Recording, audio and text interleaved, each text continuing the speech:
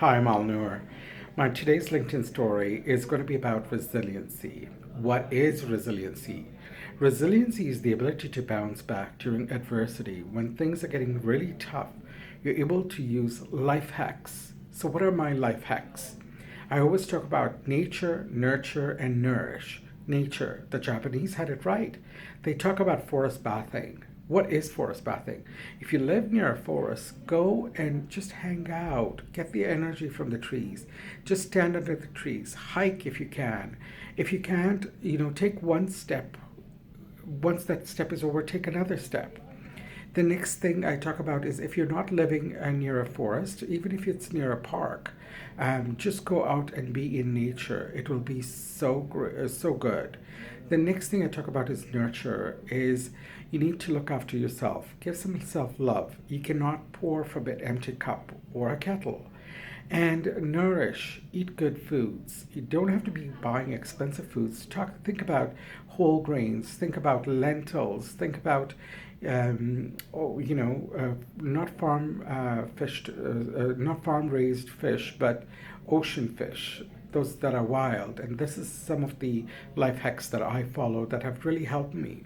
So why am I sharing about resiliency today? My past student, Sarah Ellen, a LinkedIn student, is going to be coming tomorrow to interview me for the Calgary Journal. We're going to be talking about resiliency and the food bank.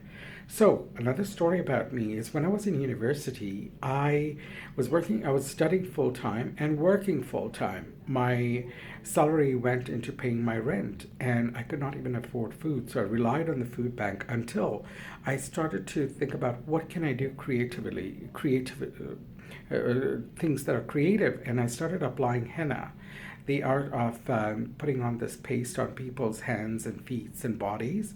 And I made some money with this, and I was able to feed myself. So it's to think about thinking outside the box on what you can do. Some of my other life hacks that resilient leaders are doing is that reframe what is happening and think about the blessings that you have. The more you think about your blessings, the more blessings you will get. So I'm so grateful for my wife and my two lovely kids. I also am grateful about the journeys and able to help others.